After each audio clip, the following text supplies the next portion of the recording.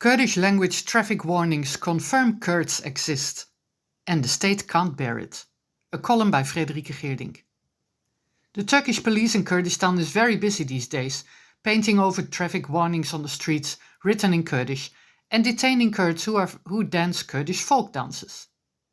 This may confuse some people because quite a few media have been telling their readers and viewers that under Erdogan's reign, Kurds were granted more rights. How come these rights were taken away again? Was it all a lie? Yes, it was all a lie, and that was obvious all along. Kurds were never given any political or cultural rights in Turkey, not since the day the Republic of Turkey was founded in 1923. Kurds haven't been able to exist since then, and this has never changed, also not under all kinds of initiatives that Erdogan took. To name a few, there was a Kurdish opening around 2009, the Kurdish language state TV TRT6 was launched, the banned letters X, Q and W were freed, as Erdogan put it, a few hours of Kurdish language class were allowed, and as ironic icing on the cake, between 2013 and 2015 there was a so-called peace process. None of them were ever meant to fundamentally change anything. How do we know that? One word: constitution.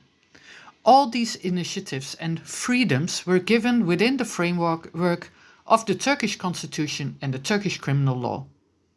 The constitution and criminal law don't allow any other language or culture in Turkey than Turkish language and Turkish culture. Exceptions were only made for non-Muslim minorities like Greeks and Armenians, demanded by the UK and France in the negotiations for the Lausanne Treaty of 1923, with which Turkey came into existence. This means that Erdogan's government in essence only gave verbal permission for a certain degree of free expression, and directed the state apparatus to comply. The plan was never to codify these changes. Why not? Because that would mean a fundamental, far-reaching overhaul of the complete judicial system, including the constitution.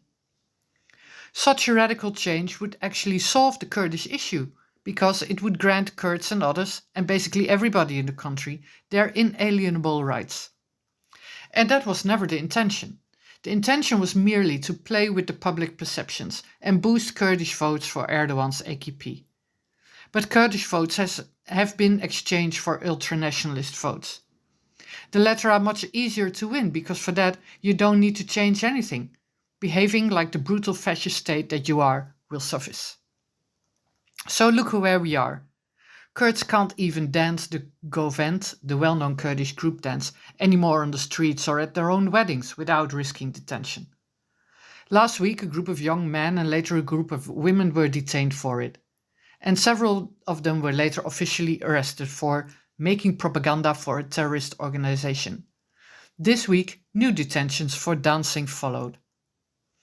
And the last couple of days in Van, Diyarbakir, Mardin and Kerboran have started to paint over Kurdish language warnings on roads saying hedi, meaning slow, and peşi peya, pedestrians first.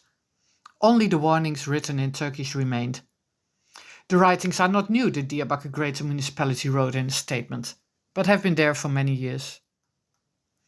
Why does this happen now? Well, the state that has been waging an all-out war against the PKK and promised to have destroyed the armed movement by this summer. They are not really on schedule to achieve that goal, but what the goal itself shows is that the state persists in treating the Kurdish issue as a military instead of as a political one. In a military sense, Turkey is making progress against the PKK as it expands its occupation of territory in the mountains in Bashur, Kurdistan in Iraq, where the PKK is based. But the state is confronted with what it has been in denial about all this time. Military progress doesn't destroy the PKK, and more importantly, it doesn't solve the Kurdish issue, nor annihilate the Kurdish aspirations for freedom. So what do? They resort to cracking down against any expressions of Kurdish existence as expressed in culture, language and politics.